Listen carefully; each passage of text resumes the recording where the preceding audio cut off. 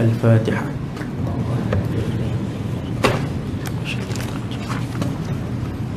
Bismillahirrahmanirrahim.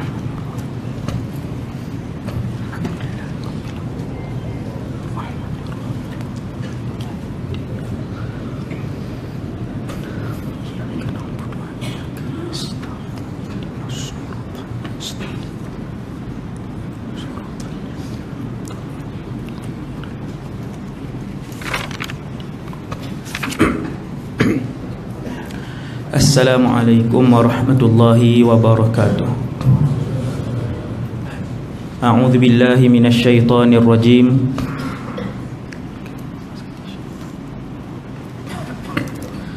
Bismillahirrahmanirrahim.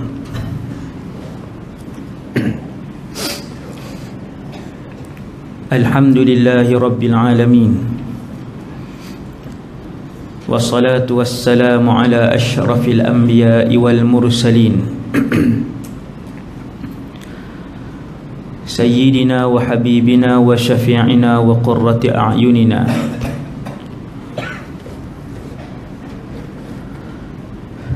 Muhammad ibn Abdillahil Amin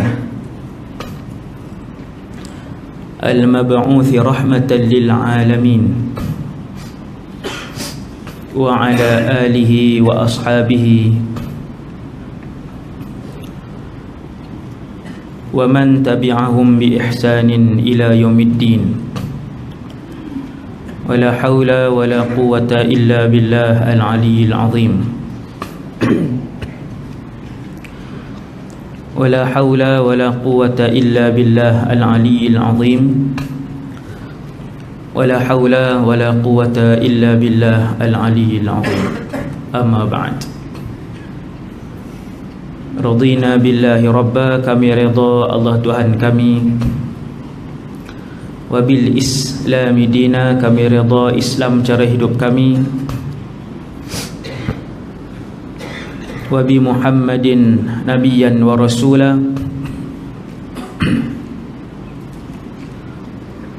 kami juga redha bahawa Muhammad sallallahu alaihi wasallam seorang nabi dan rasul. Pengurusi majlis, tuan imam, para pegawai, jawatan kuasa masjid, seterusnya ibu-ibu, ayah-ayah, muslimin dan muslimat yang dirahmati Allah Subhanahu wa taala sekalian. Syukur kepada Allah Subhanahu wa taala di atas pelbagai nikmat yang masih diteruskan oleh Allah. Antaranya nikmat sentiasa melakukan ibadat kepada Allah Subhanahu wa taala, dan kita pohon kepada Allah untuk mematikan saya dan kita semua dalam keadaan husnul khatimah. Amin insya-Allah.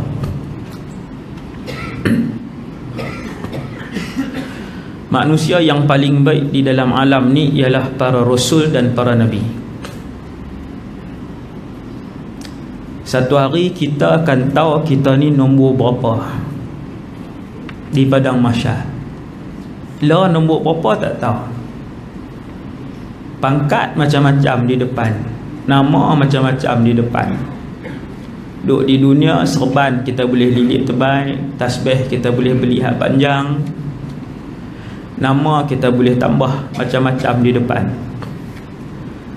Suatu hari di padang mahsyar kita akan tahu keberapakah kedudukan kita di sisi Allah Subhanahu wa taala. Antara jawapan awal yang diberikan oleh Rasulullah ialah manusia yang paling mulia di sisi Allah ialah rasul-rasul dan para nabi. Nombor satu di kalangan rasul Muhammad sallallahu alaihi wasallam bila munazi'. Nabi nombor satu, kemudian ulul azmi yang 4 orang, kemudian rasul-rasul yang Allah sebut dalam Quran sampai 25 orang rasul, termasuk Nabi Muhammad sallallahu alaihi wasallam. Hak ni ranking lah ni, 1, 2, 3 sampai 25. Sampai 25, adakah takat tu saja rasul? Jawapan dia, ada lagi rasul lain. Nabi sebut dalam satu hadis jumlah mereka lebih kurang 313. 1 sampai 313 tak boleh berdoa dah. Benda tu sudah pun tetap. Rufi'atil aqlam wa jaffatis suhuf. Semayang lah 24 jam sehari semayang. 24 jam tak lena dah. Tak boleh juga dapat nombor 313. Takkan boleh. Tu kaedah dia. Ni dalam kitab Tauhid. 1 sampai 313 memang ada Rasul. Mereka lah yang mengambil kedudukan nombor 1 sampai berapa ratus tadi ni di sisi Allah Subhanahu Wa Taala. Kita nombor berapa? Selepas Rasul, para Nabi pula tak habis lagi. Dan jumlah bilangan Nabi dalam satu hadis, Nabi sebutkan keseluruhan Nabi yang ada ialah lebih kurang 124,000 orang. Dia nombor berapa dah tu? Jauh lagi. Nabi ni, kalau kata Nabi ni, Abu Bakar tak boleh lawan. Macam tu. Kalau kata Nabi, dia yang paling last sekali, Nabi, satu orang Nabi, dia nombor 124,000. Contohnya, Nabi itu. Maka Abu Bakar tak boleh menandingi kedudukan dia di sisi Allah. Itu kaedah dia. Selepas Nabi, barulah manusia berlumba-lumba untuk mengambil kedudukan. Kita kata 124,001.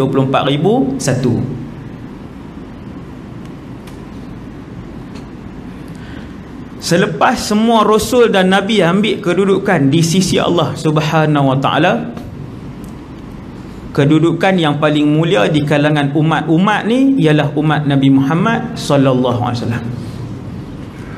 Soalan mudah faham. Kalau kita tanya nombor 124,000 orang satu, hak ke 124,000 satu, siapa? Jawapan dia Abu Bakar ibn Abi Quhafah.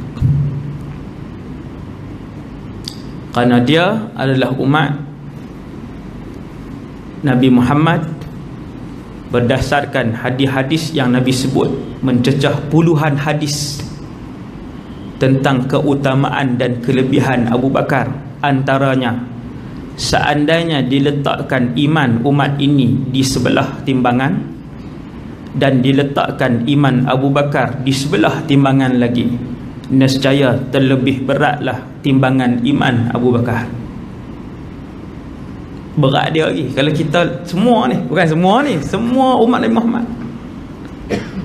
maka Abu Bakar tidak dapat ditandingi. Sehingga kan Umar bin Al-Khattab yang merupakan pesaing terdekat Sayyidina Abu Bakar. Tiap-tiap sahabat dia ada saingan di antara satu sama lain. Saingan melakukan ibadat dan kebaikan menuju kepada Allah Subhanahu Wa Taala. Perlumbaan ini berlaku di kalangan sahabat. Kita boleh buat. Cuma kita gaya nak berlumba jadi merak. Gaya nak berlumba dia jadi riak, dia jadi tak ada nak berlumba, dia jadi sahabat berlumba, dia boleh jaga ikhlas tu. Maka bila Nabi kata siapa nak bagi bantuan untuk peperangan Tabuk, Abu Bakar tengok Umar, Umar tengok Abu Bakar, betul pekat balik, tak kata apa, pekat balik. Maka mai Abu Bakar dia bagi semua harta dia. Nabi tanya berapa ringgit tinggal duit tunai. Abu Bakar kata, aku tinggalkan kepada keluarga aku Allah dan Rasulnya. Boleh buat? Hak sembang pun tak boleh. Ni malah ni tabung, kan bagi semua. Ada 15, 3 ringgit je. Abu Bakar bila Nabi tanya, kau tinggal berapa duit tunai di rumah? Abu Bakar kata, aku tinggalkan kepada ahli keluarga aku Allah dan Rasulnya. Habis ya? Nombor 1 di kalangan sahabat. Sayyidina Uthman memang dia buat main emas dalam jubah dia, tapi emas dalam rumah banyak lagi. Tu pun banyak dia buat main sebab dia jutawan. Abdul Rahman bin Auf bagi banyak, tapi di rumah banyak lagi. Abu Bakar buat main semua. Sayyidina Umar bila Nabi tanya, wahai Umar, berapa yang kamu tinggal kepada ahli keluargamu? Sayyidina Umar jawab, separuh daripada apa yang aku ada. 200,000 aku buat main 100,000 ringgit hak tunai yang ada dalam simpanan aku. Bila dia tanya berapa Abu Bakar bagi, sahabat-sahabat dia jawab, Abu Bakar bagi ke semua harta tunai yang dia ada. Omar kata, sesungguhnya aku tidak pernah mendahuluinya dalam melakukan kebaikan. Dari segi iman. Malam ni andai umat ini seperti Omar, jauh tu. Sebab andai umat kesemuanya, dia kalau tajuk andai seorang jadi Omar, cukup dah untuk Islam memerintah alam ini. Andai seorang daripada 2 bilion umat Islam ini adalah Omar, seorang je, nescaya Islam lah yang memerintah ketika ini. Kalau semua kalau semua pakat terbang macam malaikat tu. Kalau semua Omar pakat terbang. Karena Sayyidina Ali kata, idza dzukira as-salihun fahayyahala bi Umar. Kalau sebut orang soleh, maka antara nama yang paling tinggi adalah Umar bin Al-Khattab. Simbol orang soleh Sayyidina Umar. Bila Sayyidina Umar berkhutbah satu hari, duk khutbah elok-elok ni, kemudian dia sebut ya Sariyatul Jabal al-Jabal. Dia panggil nama satu orang sahabat nama Sariyah. Naik ke bukit, duk khutbah. Lepas tu dia sambung khutbah. Habis dia turun. Sifat para sahabat, kalau tuan-tuan tengok kitab sirah, bila berdepan dengan satu benda yang tidak menepati Islam, tu juga sahabat akan cakap. Kalau ada satu orang yang boleh himpun duduk dalam satu buku sangat menarik, saya jumpa adalah dalam buku-buku tak ada nak himpun, duduk dalam satu buku, apabila sahabat berdepan dengan kesalahan, macam mana sahabat buat? Sahabat ketegak waktu itu juga, siapa pun yang buat kesalahan tu. Banyak bila saya baca tengok, memang segera seketika tu juga. Sebab tu sebahagian mazhab fiqh dia menjadikan perbuatan, tindakan para sahabat sebagai dalil sokongan kepada suatu hukum. Sebab sahabat takkan buat benda yang bid'ah dan keluar daripada Islam. Bila semua sahabat buat satu-satu perkara ni, maka yang tu dia boleh jadi sebagai sandaran untuk membentuk hukum kepada sebahagian mazhab. Antaranya mazhab Imam Malik, amal ahli Madinah. Tuan-tuan, bila Sayyidina Umar dia pergi selit tengah-tengah tu, sahabat pun tak faham apa dia ni nak panggil nama Sariyah, nama seorang panglima perang yang telah diutuskan ke Parsi untuk berperang, dan dia tak ada dalam masjid tu, panglima perang tu. Bila sahabat dengar Sayyidina Umar sebut, sahabat kenal Sariyah tu. Cuma pasal apa dia pergi menjerit tengah-tengah khutbah? Mereka pakat rumun seperti mana mereka mengerumuni Rasulullah ketika Nabi hidup. Kalau Nabi buat sesuatu, bukan menegur Nabi. Kalau Nabi buat, sahabat tanya untuk tiru, untuk buat apa yang Nabi lakukan. Tapi kalau selepas kewafatan Rasulullah, sahabat buat sesuatu yang pelik, sahabat akan tegur untuk menegur. Pakat tanya, wahai Amirul Mukminin, kenapa menjerit tengah khutbah? Pakat Masjid Nabawi di Madinah bising habis. Mereka pun nak suruh siapa cakap kat Sayyidina Umar ni yang setanding ilmu dengan Umar, maka semua pergi dekat Ali. Ini antara gunung ilmu di kalangan sahabat. Antara gunung ilmu di kalangan sahabat, antaranya Umar sendiri. Dia kibarus sahabah fil ilm. Sayyidina Umar antara mufti besar di kalangan sahabat. Mufti besar. Antara mufti besar lagi Mu'adh ibn Jabal. Antara mufti besar lagi Abu Bakar ibn Abi Quhafah. Antaranya Ali bin Abi Talib. Sahabat-sahabat lain yang biasa-biasa ni tetapi tegas. Pakat jumpa, wahai Ali, tegurlah ni Sayyidina Umar sebut apa tu. Tadi tengah-tengah khutbah dia menjerit. Sayyidina Ali kata, waihakum, jangan duk kalut. Da'u Umar, tinggalkan Umar, biarkan dia. Ni sahabat-sahabat yang tahu kedudukan Umar. Fa innahu ma dakhala fi syai'in illa kharaja minhu. Sayyidina Ali kata, sesungguhnya setiap sesuatu yang masuk, maka dia akan keluar perkara yang sama. Maksudnya masuk sesuatu kepada Sayyidina Umar, maka benda itulah yang keluar. Ilham daripada Allah Subhanahu wa taala. Selepas beberapa ketika, beberapa hari, baliklah pasukan yang dihantar oleh Sayyidina Umar ke Parsi untuk berperang. Bila balik pasukan yang dipimpin oleh Sariyah Ibn Zanim, orang pun tanya, wahai Sariyah, ada apa-apa tak yang berlaku di sana? Dia berkata, ya, ketika kami berperang, kumpulan kami sangatlah sedikit. Kumpulan Parsi ramai dan senjata mereka sangat canggih. Lalu kami dikepung dan kami hampir gagal dan akan dibunuh kesemuanya. Dalam keadaan kami dikepung dan tidak ada jalan keluar, kami mendengar suara Umar bin Al-Khattab menjerit, ya Sariyah, al-jabal al-jabal. Semua dengar. Ini karamah pasukan perang tu, karamah sahabat. Keseluruhan tentera Islam mendengar suara Amirul Mukminin menjerit, wahai Sariyah, lekas naik ke bukit, lekas naik ke tempat yang lebih tinggi untuk selamat. Maka kami pun naik dan kami semua selamat. Kita nak tahu cerita hak malam ni, hak saya sebut tadi, bagaimana mereka mendapat kedudukan yang tinggi di sisi Allah sedangkan mereka bukan Nabi dan Rasul. Itu tujuan dia. Pasal apa nak dengar tentang Umar?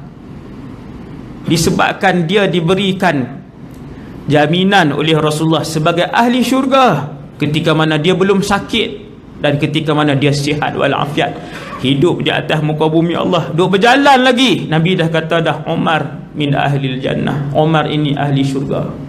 Apa yang dia buat? Apa pengorbanan dia? Bagaimana keyakinan dia kepada Allah Subhanahu wa ta'ala? Semua orang tahu cerita Sayyidina Umar masuk Islam, saya tak sebut dah. Dia nak pergi bunuh Nabi. Hari tu dia geram habis dah. Umur waktu tu 27. Dia geram habis dah dengan Nabi ni. Dia kata, hari ni aku kena bunuh Muhammad ni. Tak ada siapa duk boleh terhalang dia. Lagi kita duk seksa orang dia, lagi dia duk sebar Islam. Makin lama makin ramai, makin lama makin ramai.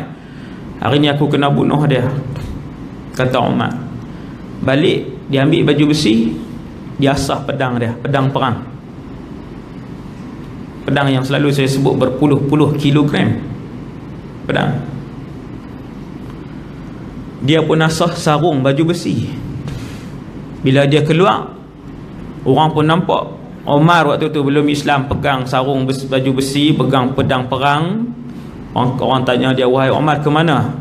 Qatli Muhammad, nak bunuh Muhammad. Habis. Siapa nak berani tahan Umar? Yang tu semua orang tahu. Tengah jalan jumpa seorang Islam, Nu'aim ibn Mas'ud. Dia pun tanya, wahai Umar, nak pergi mana? Aku nak pergi bunuh Muhammad. Kenapa nak bunuh Muhammad? Adik hang pun masuk Islam. Nampak sahabat ni dua-dua mudarat. Kalau dia, maksudnya kalau dia taklih Umar, Sayyidina Umar akan pergi, waktu tu akan Umar akan pergi rumah Nabi duduk bunuh Nabi. Ataupun waktu tu Nabi duduk di Arqam ibn Abil Arqam, rumah Al-Arqam ibn Abil Arqam, markas. Bila Nu'aim ibn Mas'ud kata, adik hang pun masuk Islam, tak jadi pergi rumah Nabi. Dia pergi rumah adik dia, dia penampak apa semua, adik dia jatuh berdarah sebagainya. Kali baca surah Taha itulah, ma anzalna alaikal Qur'an litashqa. Umar baca, dia rasa lembut hati. Buat hati dia berasa ni bukan kalam manusia. Sepanjang Nabi berdakwah, mereka melarang penduduk Mekah keseluruhannya untuk mendengar Al-Quran yang dibaca oleh Muhammad dan mana-mana kawan dia. Dilarang. Mereka tutup. Kalau ada pun terdengar, mereka akan tutup dengan jari ataupun cumbat dengan kapas kanan kiri. Jadi mereka tak dengar. Bila sampai masa dia pergi rumah adik dia baca Quran dengan Khabbab ibn Arit, dengan Sa'id ibn Zaid, suami Fatimah bintul Khattab. Fatimah adik Sayyidina Umar kahwin dengan Sa'id bin Zaid, sepupu. Kahwin dengan sepupu. Tok guru Quran waktu tu Khabbab ibn Arit radhiyallahu anhu. Dia akhirnya dia pun minta nak baca. Dia kata ini bukan kalam manusia. Dia pun kata nak masuk Islam. Dia isytiharkan hari yang sama di Daril Arqam ibn Arqam, asyhadu an la ilaha illallah wa asyhadu annaka rasulullah. Maka bertakbirlah keseluruhan isi rumah. Nabi bertakbir, Sayyidina Hamzah bertakbir, kesemua isi rumah bertakbir dengan Islam Umar. Wa kana fi islamihi nasrun, kata para ulama, Islamnya Sayyidina Umar adalah kemenangan yang besar kepada umat Islam. Waktu tu ada dua panglima besar, Umar dan Hamzah. Mereka Islam dekat-dekat. Tahun bila khilaf. Biasalah khilaf banyak. Ada kata 22 tahun 5, ada kata seorang tahun 5, seorang tahun 6. Dekat-dekat.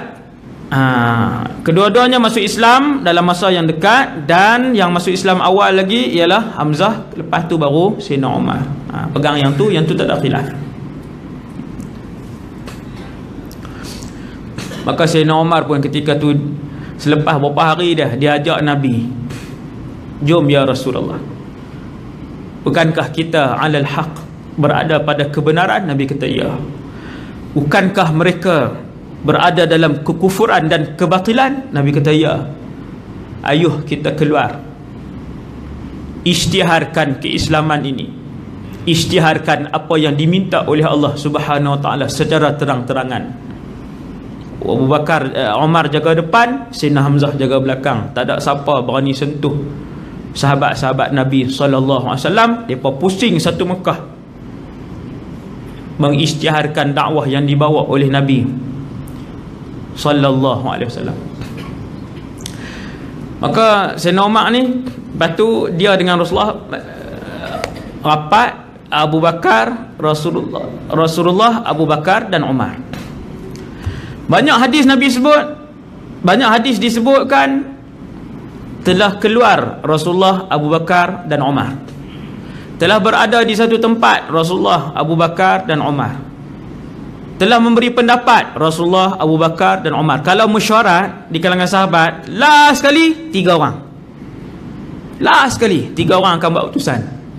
Rasulullah, Abu Bakar dan Umar.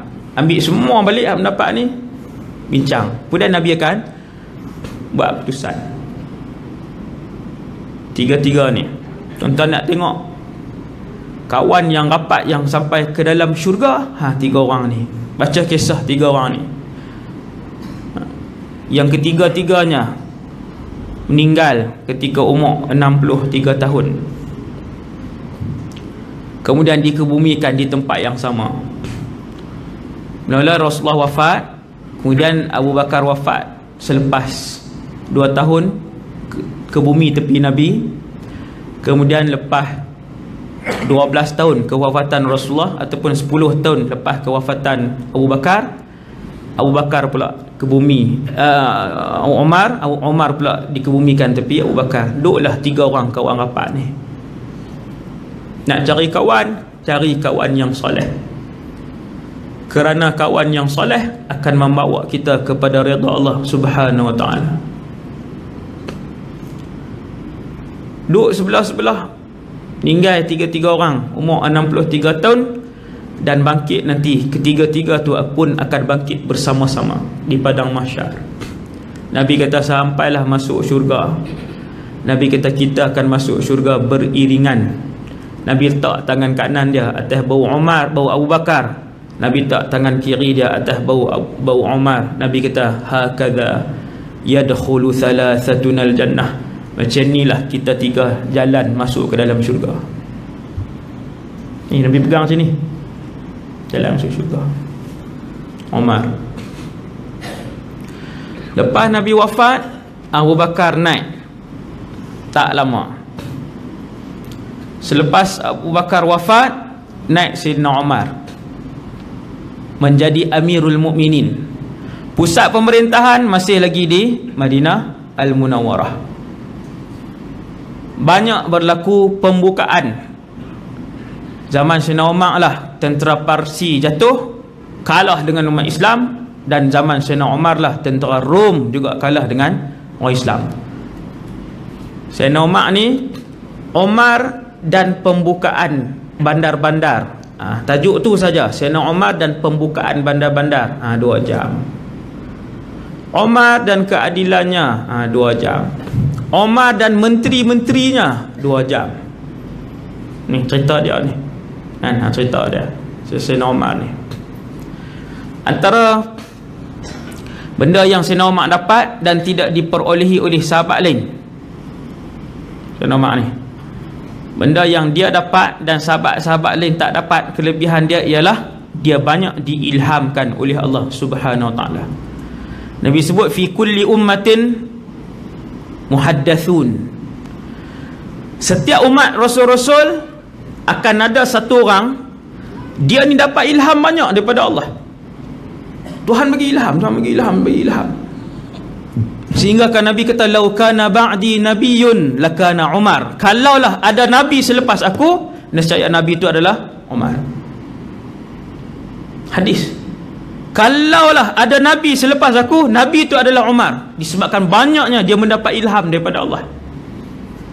Imam Suyuti karang kitab Qatfus Thimar fi muwafaqati Umar. Dihimpun dalam tu semua yang Umar sebut, kemudian turun ayat Quran. Sayyidina Umar sebut, lepas tu turun ayat Quran. Antaranya Sayyidina Umar kata, ya Rasulullah, duduk depan Kaabah, waktu tu dah Islam, dah memerintah apa semua. Sayyidina Umar kata, ya Rasulullah, boleh tak kalau kita jadikan maqam Ibrahim ni, kita solat tang tu, ngadak Kaabah lah, tapi kita solat kawasan tu.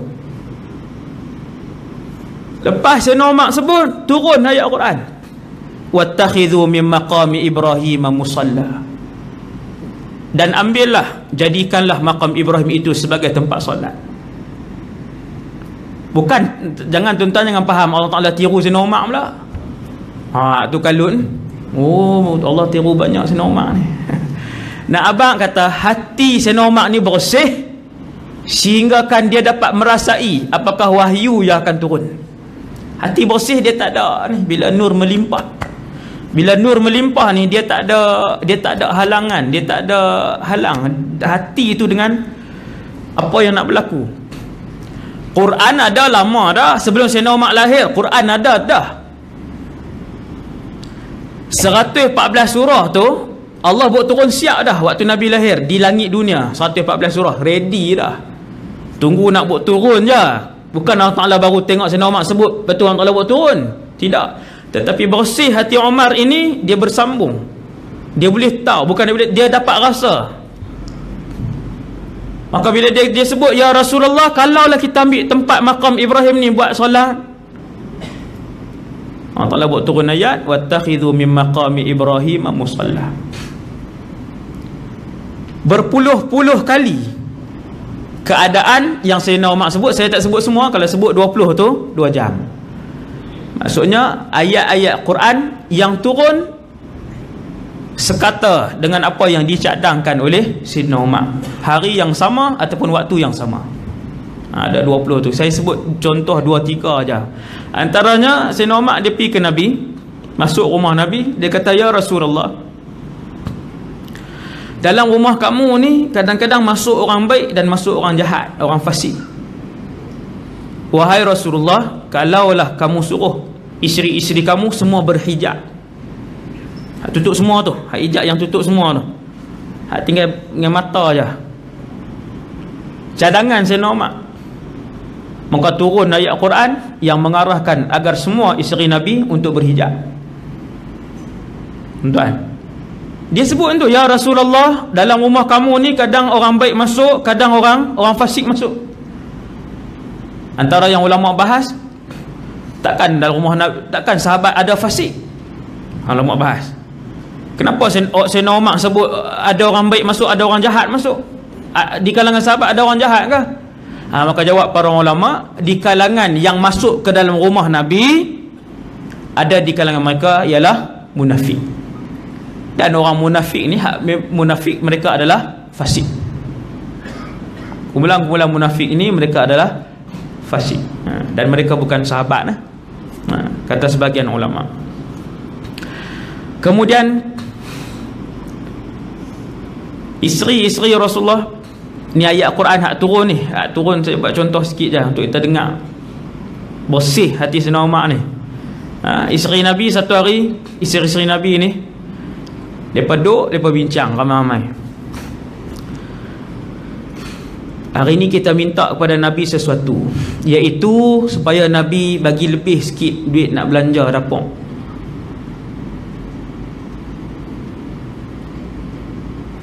Nabi melatih ahli keluarganya untuk hidup dalam keadaan yang sederhana, walaupun emas dan perak hampir setiap bulan dilonggokkan di depan rumah Nabi SAW. Tuan-tuan, kalau sekali longgok, Nabi tak bagi ke orang. Memang benda tu mai, bukan untuk Baitul Mal, untuk Rasulullah. Hadiah untuk Rasulullah. Kalau sekali je Nabi dapat, kemudian Nabi tak payah bagi kat siapa? Bagi kat isteri apa semua ni untuk belanja untuk 15 tahun. Maka cukup. Kekayaan, lepas tu ghanimah, harta rampasan perang yang tiap-tiap kali perang 1/10 tu adalah milik Rasulullah dan ahli keluarga. Kalau Nabi guna yang tu je, dah cukup dah untuk Nabi terus hidup dengan ahli keluarga dia, tak payah kerja apa. Tapi disebabkan setiap kali dapat harta, Nabi bagi sampai habis. Tiap-tiap kali dapat. Nabi pernah didatangi daripada Bahrain, emas dan perak Bahrain. Bahrain yang sampai sekarang ni, Bahrain. Emas dan perak. Nabi pergi keluar, Nabi pun ambil, cekak bagi keluarga yang susah, dan tidak meninggalkan sepotong pun untuk isteri-isterinya yang sebelah tadi. Itulah Rasulullah. Sebab tu di rumah Nabi kata Sayyidina Aisyah, kami biasa untuk rumah kami tidak berasap selama 3 hari. Itu perkara biasa, semua sahabat tahu. Makanan kami ketika itu ialah aswadan, at-tamru wal ma'. Aswadan, 2 benda hitam, bahasa kiasan Arab kan. Air dan juga kurma. Biasa. Aisyah kata benda tu benda yang sudah kami biasa, dan benda tu kami reda. Cuma satu hari isteri-isteri ni bincang, minta Rasulullah tambah sikit kot. Kita katalah sebulan 100, suruh Nabi tambah sebulan 150 kot. Masuk rumah isteri ni sebut, masuk rumah isteri ni sebut. Semua rumah, semua sebut benda yang sama.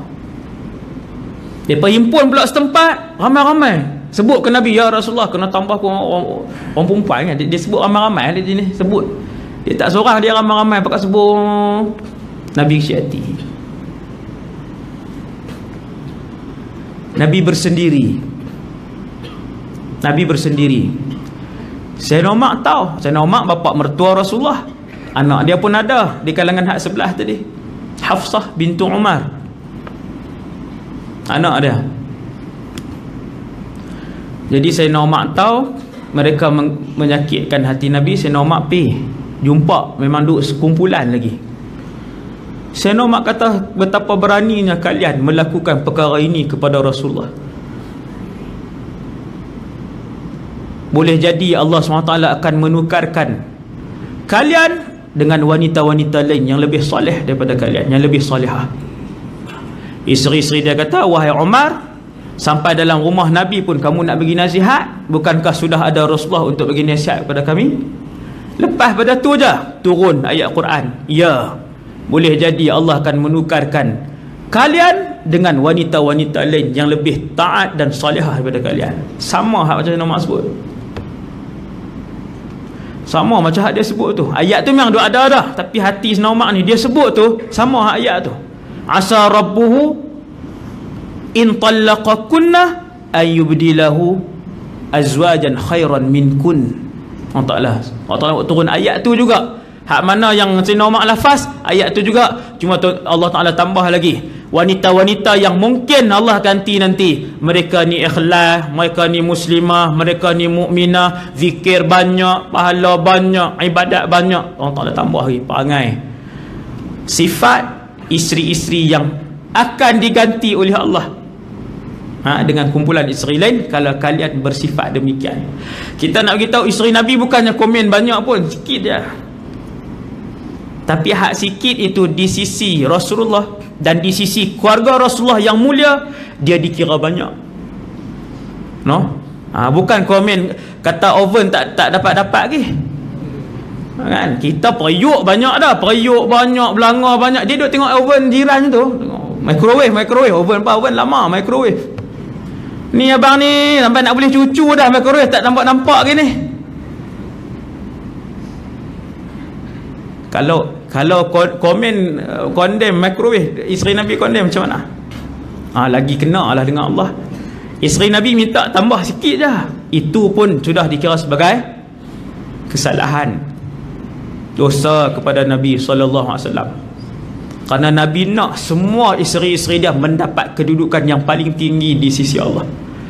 Sebab tu bila Nabi dapat seekor kambing yang sudah pun siap dimasak apa semua, Nabi potong. Lalu Nabi kata ke Aisyah, bagi sedekah ke semuanya. Sedekah ke semuanya. Takkan tak tinggal ambil paha jadi dah, satu jadi dah. Kalau tak ambil, tak mau ambil batang pinang, ambil paha je satu. Nabi kata Aisyah, potong bagi semua. Nabi pun keluar, Nabi balik, Nabi tanya, wahai Aisyah, dah bagi? Aisyah kata, ya, kecuali tinggal juga. Tu orang umpat tu. Ya, kecuali tinggal juga. Nabi kata, wahai Aisyah, semua yang kita bagi itu adalah milik kita di akhirat, kecuali yang kamu tinggalkan dalam rumah ni bukan milik kita. Nabi nak ajak ahli keluarga dia ni untuk mendapat kedudukan yang paling tinggi di akhirat. Yang paling tinggi. Maka Sayyidina Umar ni dia pergi tegur sampai isteri ni dia pergi tegur, sebab dalam tu ada anak dia. Bila dia tegur, turun ayat Quran, pakat malu habislah. Dengan Sayyidina Umar ni, memang para sahabat kata, kami melihat as-sakinah tuntaqu ala lisani Umar. As-sakinah, ketenangan itu dilafazkan melalui lidah Sayyidina Umar. Tuan-tuan bayang tengok, dia nampak orang turun bukit, Sayyidina Umar duduk dengan sahabat lepas Nabi wafat. Dia kata, orang ni aku rasa tak sat dia baru selesai tanam anak dia yang wafat di sebelah bukit sana. Dia boleh teka macam tu. Bila turun ni sahabat tanya, hang buat apa? Aku baru habis selesai tanam anak aku yang wafat. Bukan magic ni bukan black magic, ni karamah.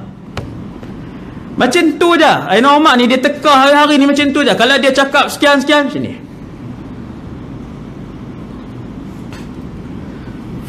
Bila meninggal Abdullah bin Ubay bin Salul, kepala munafik zaman Rasulullah, dan dia adalah ketua munafik di dalam neraka nanti.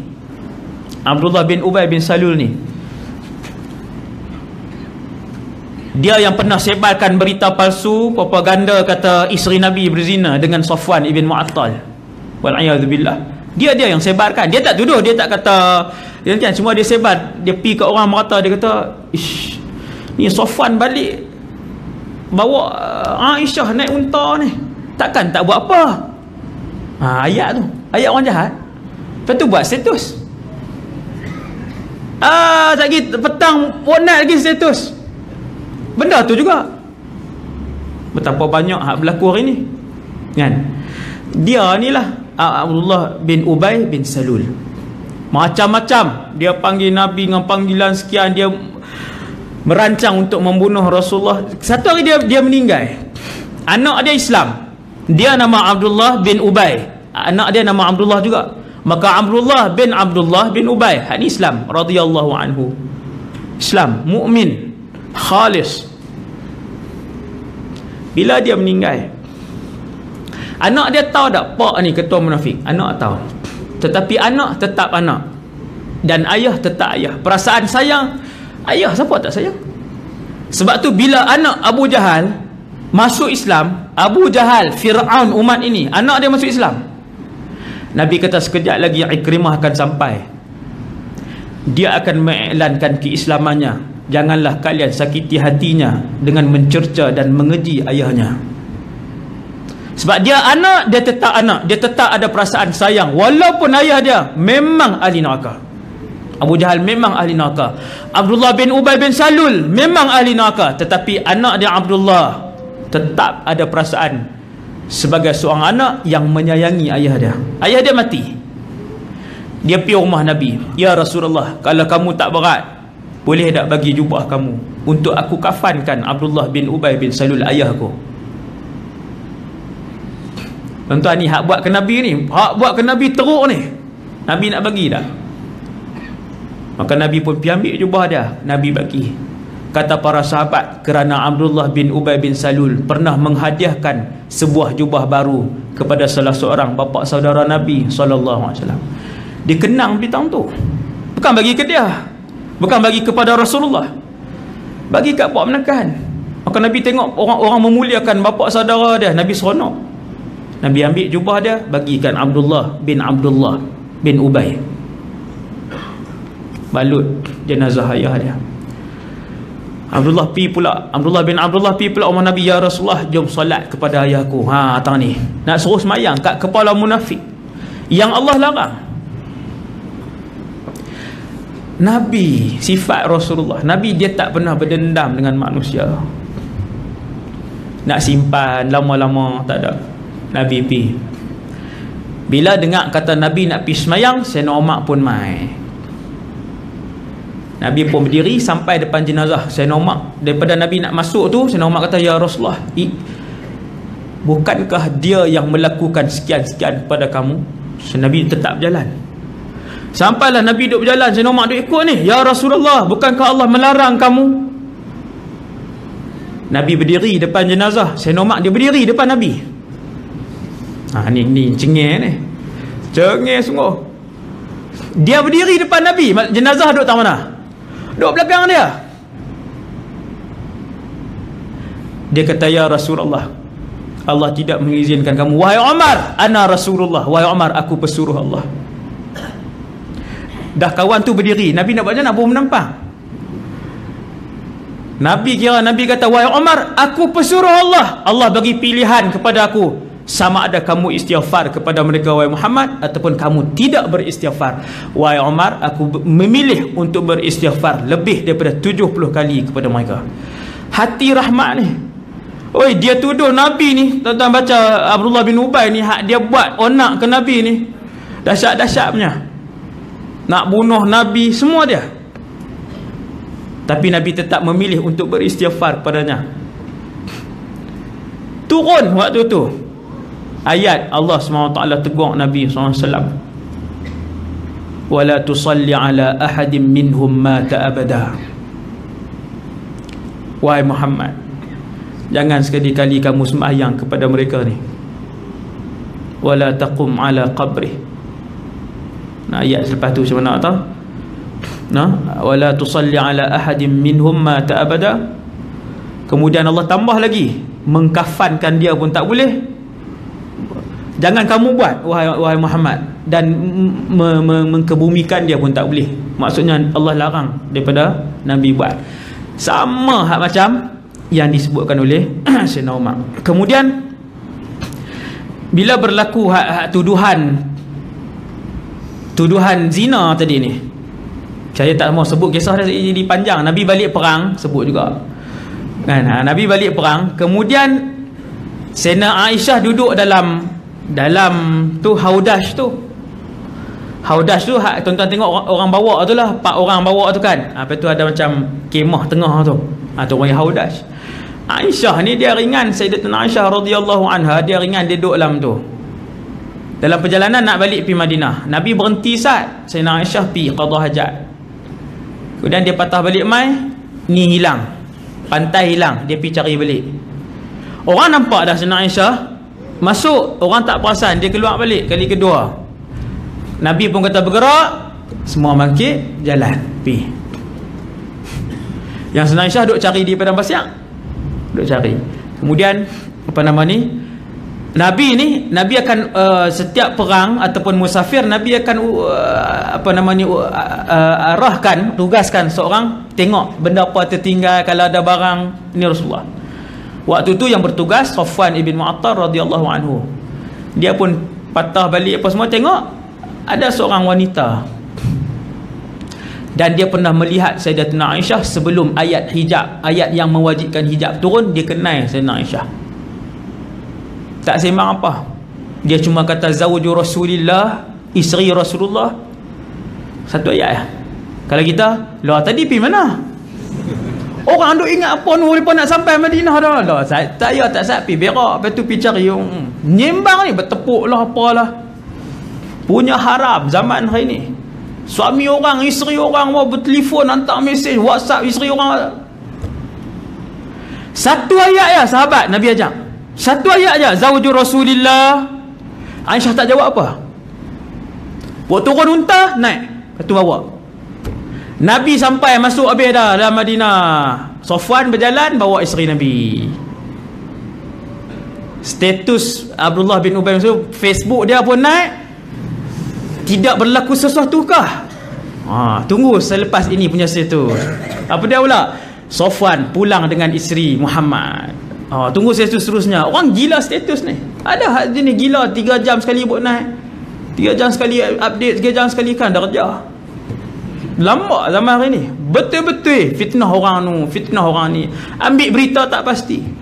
Inilah kerja Abdullah bin Ubay. Dia tak tuduh, dia tak kata ni, dia buat ayat macam tu je. Habis satu Madinah tahu. Sakit Sayyidatuna Aisyah, sakit. Minta untuk balik rawat rumah ayah Abu Bakar dengan mak. Mesti nak balik rumah mak, Nabi bagi, tak apa, baliklah, sakit. Nabi panggil semua sahabat, tanya pendapat. Sampai kat Sayyidina Umar. Sayyidina Umar kata apa? Sayyidina Umar kata, ya Rasulullah, siapa yang mengahwinkan kamu dengan Aisyah? Nabi jawab, Allah. Aisyah ni Nabi mimpi berkali-kali Nabi berkahwin dengannya. Maksudnya wahyu. Cerdik Sayyidina Umar ni, dia kata, ya Rasulullah, siapa yang mengahwinkan kamu dengan Aisyah? Nabi kata, Allah. Ya Rasulullah, takkan Allah pilih satu orang yang melakukan sekian kepada kamu untuk menjadi isteri kamu? Sayyidina Umar kata, subhanaka hadza buhtanun azim. Maha suci kamu ya Allah, ini adalah penipuan dan fitnah yang nyata, fitnah yang besar. Turun ayat Quran membersihkan Sayyidatina Aisyah. Ayat last sekali sama dengan ayat yang keluar daripada mulut Sayyidina Umar, subhanaka hadza buhtanun azim. Umar, asyik tuan, Sayyidina Umar. Nabi mimpi 3 kali yang saya sebut malam ni lah. Nabi mimpi masuk syurga. Ni mimpi, bukan peristiwa Mi'raj. Masuk syurga, Nabi mimpi sekian-sekian. Antaranya Nabi tengok seorang bidadari duk ambil semayang di luar rumah, di luar istana, di tepi sebuah istana yang besar, sehingga membuatkan Nabi nak masuk dalam istana tu. Memang Nabi nak tengok sebab cantiknya istana tu. Bila Nabi nak masuk, Nabi pun tanya dalam mimpi, dan mimpi para rasul adalah wahyu dan benar. Nabi pun tanya, liman hadzal qasru? Milik siapa istana ini? Lalu orang pun jawab, ini istana Umar. Maka Nabi kata, aku pun patah baliklah, tak jadi.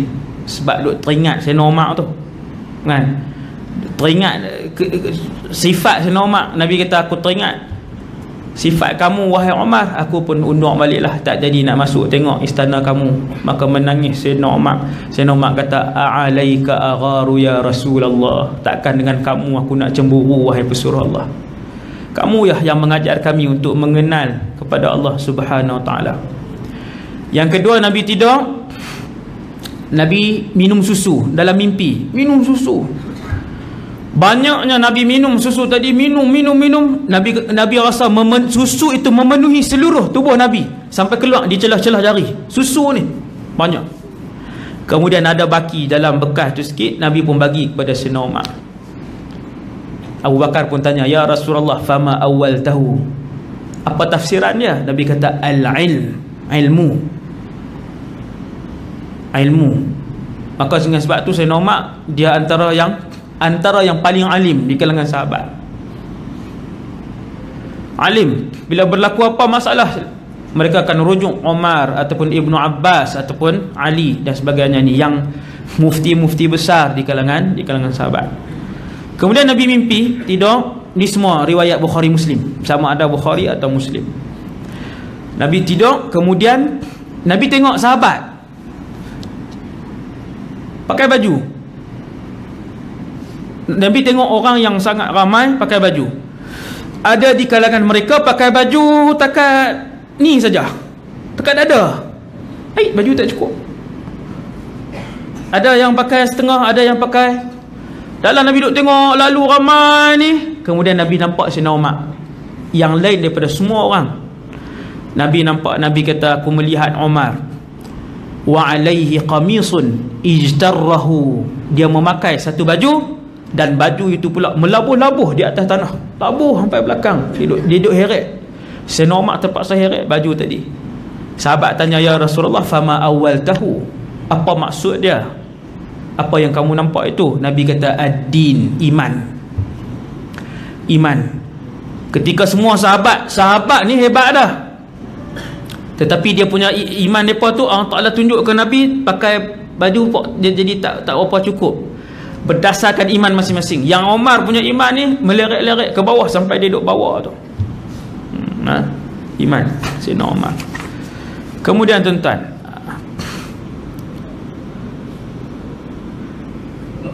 Sayyidina Umar dia hantar menteri dia, seorang menteri dia, saya ambil sikit dia, saya kisah menteri dia.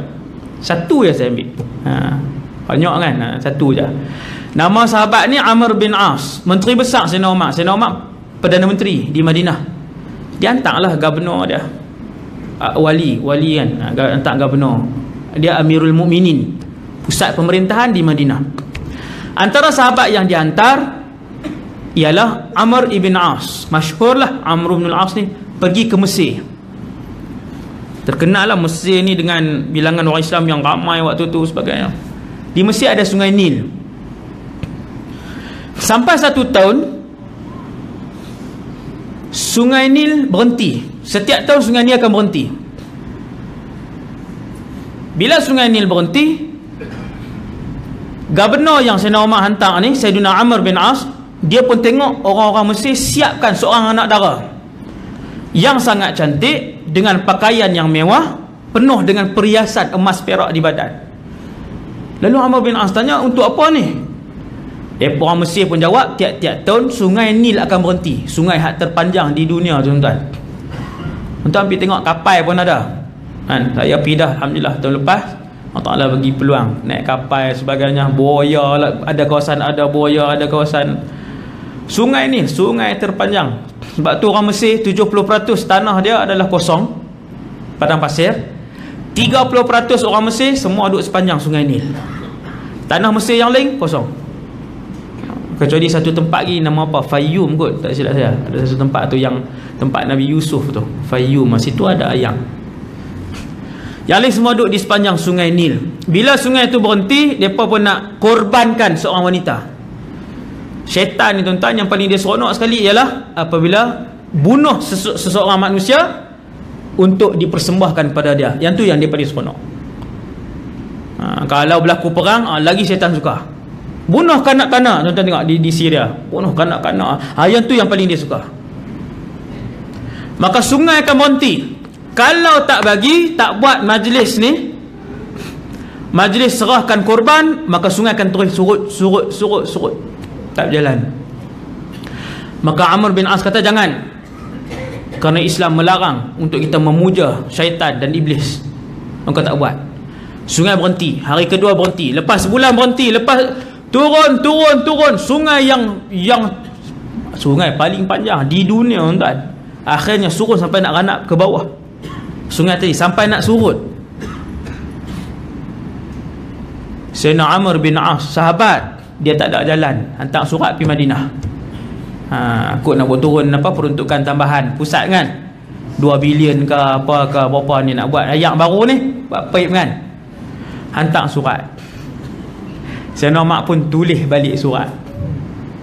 Dia pun jawab balik. Dia kata, surat yang aku tulis ni baling ke dalam Sungai Nil. Amr bin As pun buka, baling surat masuk dalam sungai. Dia pun buka. Daripada hamba Allah Umar kepada Sungai Nil. Wahai sungai, sekiranya kamu bergerak dengan kudrat kamu sendiri, maka berhentilah kamu selama-lamanya. Dan sekiranya kamu mengalir dengan kudrat dan kekuasaan Allah, maka bergeraklah sekarang ini juga. Sayyidina Amr bin As tengok surat tu, nak baling tak tuan? Hai, macam mana ni, nak baling kah? Ya, orang kata gila pula kan, baling surat. Sayyidina Umar bagi surat. Ini Umar lipat balik, baling dalam Sungai Nil. Bangun esok pagi, sungai ni telah pun naik 16 hasta ke atas. 16 hasta naik. Sehari lah naik. Lepas tu naik, terus naik dan terus berjalan. Maka habislah sumpahan tu dengan karamah daripada Umar. Rumah terbakar di Madinah. Terbakar rumah. Bukan macam kita ada paip bomba di luar. Kan, walaupun orang parking dekat paip tu. Hak kereta mana tu berasa pilah kan. Apa kat paip tu. Jadi Madinah nak ambil air bukan senang, nak kena pergi ambil air bersih. Air bersih tak ada di rumah-rumah, dia kena pergi ambil. Lepas tu baru umai. Elok yang hak ni duduk tengah terbakar ni.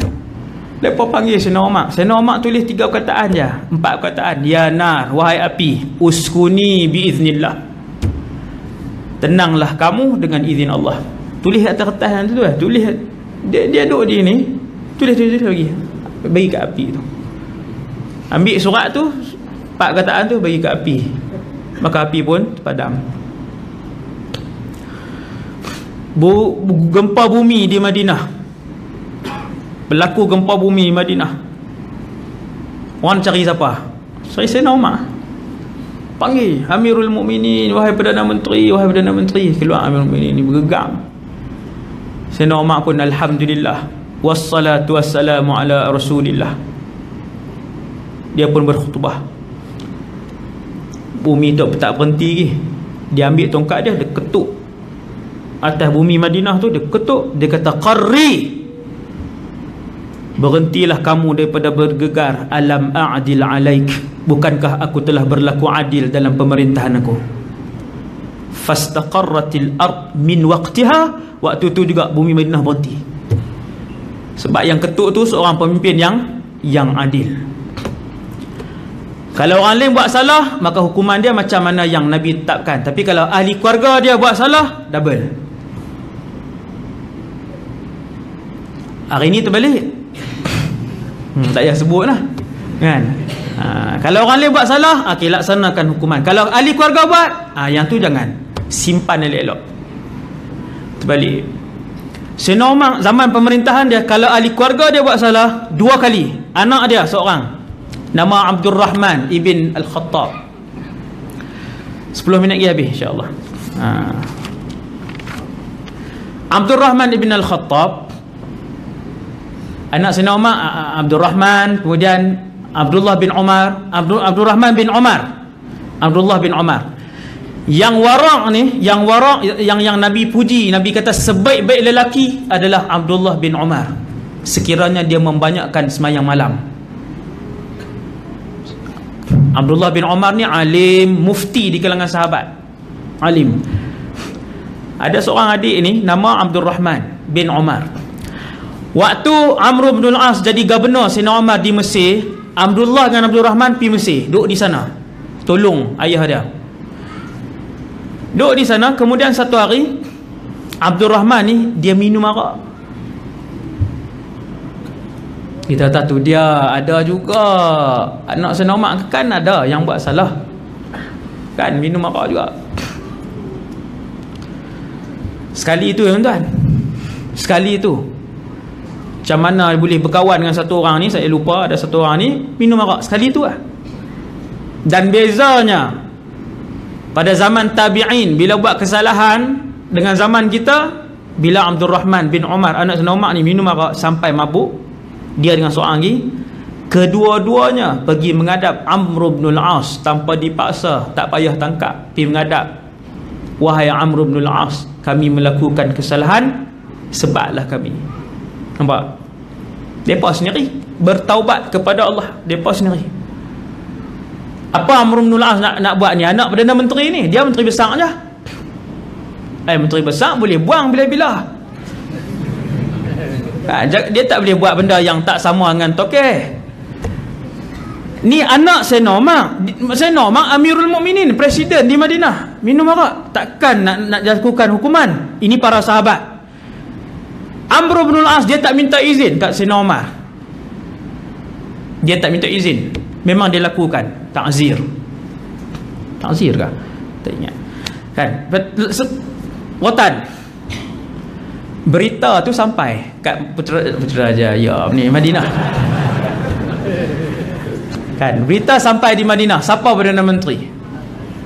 Sayyidina Umar. Apa dia buat? Dia hantar surat, wahai Amr bin As, bila sampai surat aku, hantar hari itu juga anak aku dan diikat. Tegas. Bukan kata anak boleh ambil juta-juta, tak boleh. Anak lagi kena. Ni keadilan Umar. Ada 230 cerita keadilan tu. Saya sebut 2 ni kan. Maka diikat Abdul Rahman daripada tu. Padahal kena sebab dah, lepas dah, dia dah mengaku dia dah taubat. Saya nak kata buat mai. Bawa mai, diikat daripada Mesir nak pergi Madinah, tuan-tuan. Mesir pergi Madinah. Berapa ribu kilometer. Bawa mai tu lembek dah. Dia rotan anak dia. Dia sendiri double bilangan, 2 kali ganda. Habis dia rotan, hantar balik. Selepas beberapa bulan, meninggal Abdul Rahman. Bukan sebab rotan tu lah, sebab memang dia sakit lah. Memang Abdul Rahman ni sakit. Keadilan dia, bila dia adil, yang bawah ni tak perlu CCTV dengan banyak, tak perlu nak gubal apa ke, tak perlu. Bila atas adil, sebab masyarakat akan hidup dengan cara hidup pemerintah. Kalau banyak penyangak di kalangan masyarakat biasa, pemerintah tu penyangak lah. Kalau banyak jenayah yang dibuat oleh masyarakat biasa, penjenayah lah yang ramai yang memerintah tu. Yang ni kaedah dulu sampai hari ni. Sebab tu bila yang adil memerintah, cucu perempuan dengan tok nega susu, tok kata kan cepat. Ni pergi ambil ayak setimba, campur sat dengan susu ni. Hak cucu kata, tok tak pernah dengar ke Amirul Mukminin Umar telah melarang kita semua untuk mencampurkan air dengan susu. Tok tu kata, fa'aina Umar hatta yarana. Dia kata, cik, ada Sayyidina Umar kalau rumah ni, dia nak tengok kita buat benda ni. Cucu tu kata, kalaulah Umar tak tengok, fa'aina Rabbu Umar, di mana Tuhan Umar? Zaman tu keadilan memenuhi setiap ruang kawasan pemerintahan Umar. Tak boleh dalam rumah mana pun. Ketika pemerintah tertinggi seorang yang adil. Zaman Sayyidina Umar, anak dia pun bantu Sayyidina Umar. Anak dia nama Abdullah, bantu pi tengok macam mana keamanan yang di kampung-kampung macam mana. Pi sampai ke kampung, di pedalaman padang pasir, masuk ke pedalaman, nampak seorang hamba abdi duk jaga kambing ribu-ribu ekor. Saya pernah tengok Arab bela kambing, tuan, penuh bukit tu. Saya tak tahulah berapa ribu ekor. Hak ni, tuan, kalau serigala makan 2-3 ekor, nampak tak kurang? Tak nampak kurang. Abdullah bin Umar dia pi dekat hamba abdi hak jaga ribu-ribu ekor ni, dia kata boleh tak jual sekor ni, nak bagi 600 ni, boleh tak jual sekor bagi 600? Dia kata, wahai Abdullah, ana mamlukun mu'taman, aku ialah hamba abdi yang diberikan amanah. Abdullah nak uji, bukan Allah nak ambil, dia nak uji, nak tengok ayah dia suruh cek. Maka Abdullah kata, bagi tahu kat tuan kamu, serigala makan sekor, kan susah serigala makan sekor. Aku boleh jawab kepada tuan aku, serigala makan sekor. Wa madza aqulu lillah, tapi depan Allah aku nak jawab apa? Hamba abdi ni kata. Zaman Umar. Yang terakhir, tuan-tuan, yang terakhir sekali untuk malam ni, tu hari Sayyidina Umar dia duduk dengan sahabat-sahabat. Duduk dengan sahabat, bincang ke apa ke, wallahu alam, ramailah sahabat. Kemudian daripada jauh nampak 2 orang pemuda duduk cekak baju satu orang ni. Cekak baju tu duduk buat mai, bawa heret sampailah ke depan Sayyidina Umar. Sayyidina Umar pun tanya, kenapa kamu berdua heret laki ni? Ya Amirul Mukminin, wahai Amirul Mukminin, lelaki ini telah membunuh ayah kami. Bunuh.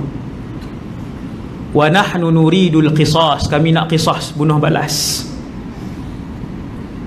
Yang dituduh ada depan, yang menuduh pun ada depan. Sayyidina Umar tanya terus, ahaqqan qatalta abahum, benarkah kamu bunuh ayah mereka? Macam mana orang zaman tu nak jawab apa? Bagi masa nak ambil peguam kah? Macam mana? Maka jawab lelaki tadi, na'am, ya, saya bunuh ayah mereka. Sayyidina Umar tak pancung terus, dia tanya, walima ya akhal Arab, kenapa kamu bunuh ayah mereka wahai pemuda? Kau jawab lelaki ni, ayah mereka bawa masuk unta dalam ladang kami, dalam ladang saya di tengah padang pasir tu, masuk unta. Bila unta ni masuk unta, dia pergi makan lah, unta ni pergi makan. Hak lelaki ni kata, aku pun larang ayah dia buat keluar, ayah dia buat teheran, maka aku pun baling batu, kena pala, Allah takdir mati. Sayyidina Umar kata apa? Al-qisas, bunuh balas, an-nafsu bin nafs, nyawa dengan nyawa. Kena bunuh balas. Sepatutnya minta ganti rugi je. Ganti rugi berapa? Ganti rugi berapa banyak buah yang dimakan, berapa banyak pokok yang tak boleh hidup balik dipijak, ganti rugi. Kenapa pergi bunuh je, baling batu? Kena qisas. Maka katalah lelaki ni, dia kata, wahai Amirul Mukminin, semua orang zaman tu orang bertakwa, banyak orang bertakwa. Dia kata, wahai Amirul Mukminin, seandainya tetap perlu dilaksanakan bunuh ke atas aku, berikan beberapa hari, 2 hingga 3 hari, untuk aku pulang kepada keluarga aku di pertengahan ataupun di pedalaman padang pasir. Kerana sesungguhnya tidak ada seorang pun yang membantu anak-anak kecil itu selepas daripada Allah, melainkan aku je. Maksudnya penjaga dia seorang je, isteri ada, apa semua anak-anak kecil. Lelaki tu kata, tak apa, boleh qisas ke atas aku. Nampak tuan, beza orang dulu buat dosa. Qisas ni bunuh tuan, pancung. Siapa dia mau? Tapi dia mengaku, ya, saya buat salah. Wahai Sayyidina Umar, bagi 3 hari aku nak balik. Nak beritahu ke anak isteri apa semua, jual apa yang patut apa semua, nak cari satu orang boleh tengok, tolong tengok. Sayyidina Umar kata, perlu kepada seorang penjamin. Kalau ada penjamin, kamu boleh balik. Wa man yakfuluka ya akhal Arab, siapa yang nak jamin kamu? Muslim tadi ni, laki-laki yang nak dibunuh, diqisas tadi, dia pun tengok sahabat. Ada sahabat kan, ada berapa puluh orang tentu. Dia tengok seorang sahabat, ku ada sahabat nak angkat tangan, tak apa, saya menjamin dia. Tak ada. Sahabat tak mau jamin. Sebab apa tuan-tuan? Tak, siapa dia ni? Dia ni siapa dia? Kalau dia balik dan dia tak mai dah, maka yang jamin itu akan diqisas. Hak jamin atau kafil tu. Maka Sayyidina Umar tanya dia lagi, wahai pemuda, siapa nak jamin kamu? Sakatas sahabatu jami'an, semua diam. Maka pemuda ni tengok dengan penuh sayu, dia tengok seorang muka sahabat, siapa tak angkat. Sayyidina Umar dah mula kesian, tengok kesian lelaki ni. Tapi takkan dia kata tak apa, aku jamin. Tak boleh, dia Perdana Menteri. Kecuali lah Perdana Menteri di sebuah tempat tu dia yang jamin kan. Subhanallah. Bila tak ada siapa, dah 2 kali dah Sayyidina Umar tanya, tak ada siapa nak jamin lelaki ni untuk dia balik 2-3 hari. Sayyidina Umar pun tengok kepada 2 pemuda tadi, waris anak tadi ni, ata'fuani anhu liwajhillah, boleh tak waris hak 2 orang ni ampunkan dia? Waris boleh ampunkan, waris boleh ampunkan dan ambil diat 100 ekor unta, boleh. Maka waris tuan-tuan, waktu tu, hari tu ayah meninggal, nak ampunkan? Tak. Dia kata tak. Nuridul qisas, kami nak qisas. Maka Sayyidina Umar pun tanya buat kali yang terakhir, ada di kalangan kalian yang nak jadi penjamin kepada lelaki ni? Tunduk lelaki ni, tunduk. Mohong ke tak tahu. Maka bangun satu orang sahabat, Abu Dzar Al-Ghifari radhiyallahu anhu. Dia bangun, dia kata, ana kafiluhu ya Amirul Mukminin. Bila dia bangun, dia kata, ya wahai Umar Amirul Mukminin, aku jamin. Sayyidina Umar terkejut. Sebab apa tuan-tuan? Sayyidina Umar tanya Abu Dzar, wahai Abu Dzar, ata'rifuhu? Kenal ke? Abu Dhar kata tak kenal. Wahai Abu Dhar, adakah kamu tahu apa akibat kamu jamin dia? Abu Dhar kata, ya, sekiranya dia tidak datang, qisas itu akan dikenakan kepada aku.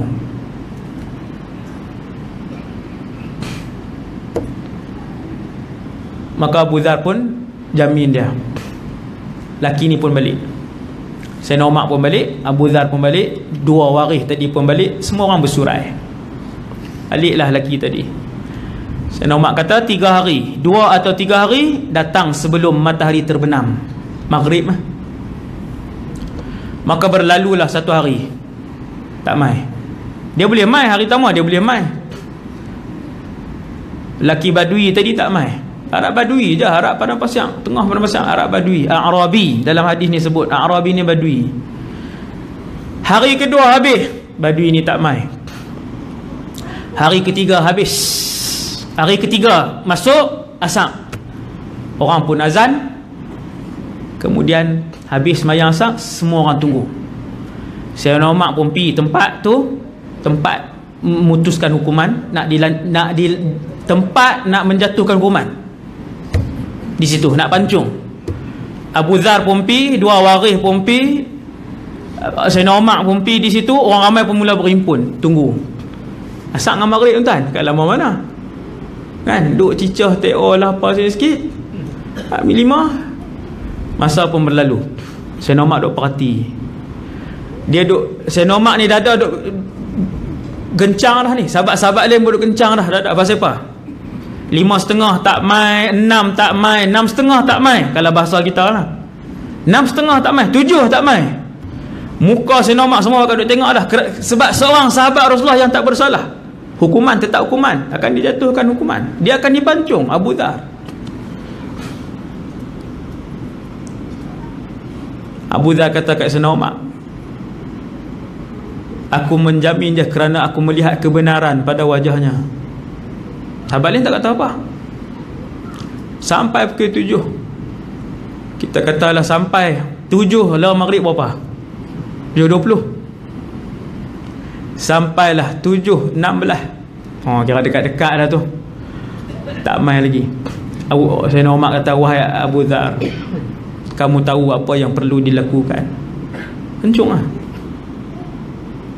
Masuk 7.20, matahari pun terbenam. Lalu mereka mendengar suara Badui tak sah daripada atas bukit tu. Ha anadha, ha anadha. Ni dia aku mai, ni dia aku mai. Daripada jauh tu, dia menjerit dah. Dia tahu kalau dia tak mai Abu Dhar penuh.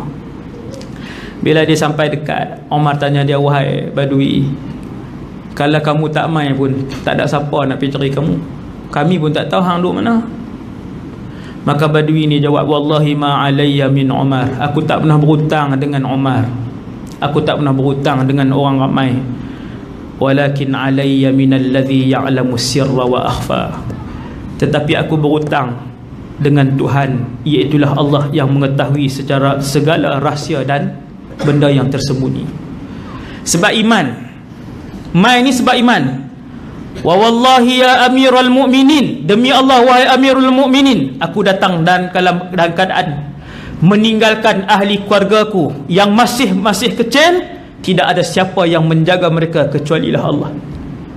Dan aku datang semata-mata untuk dilaksanakan hukuman Allah ini ke atas aku. Tinggal macam tu lah, ada tak ada orang.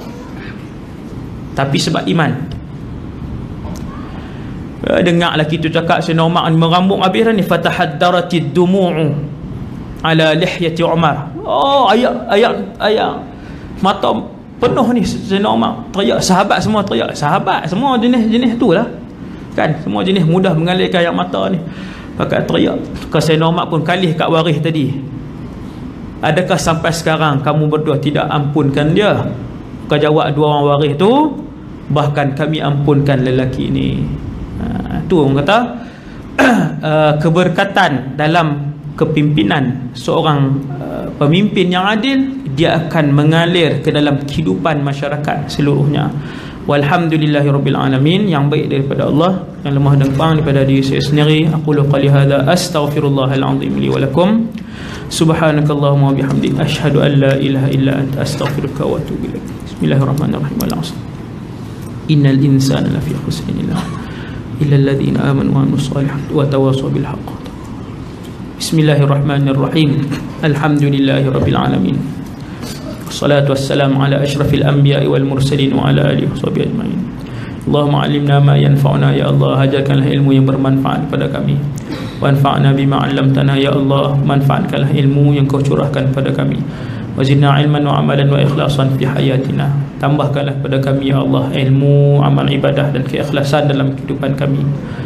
Matikanlah kami semua dalam keadaan husnul khatimah bersama anak isteri kami, ahli keluarga kami yang terdekat. Walhamdulillahirabbil alamin. Assalamualaikum warahmatullahi wabarakatuh.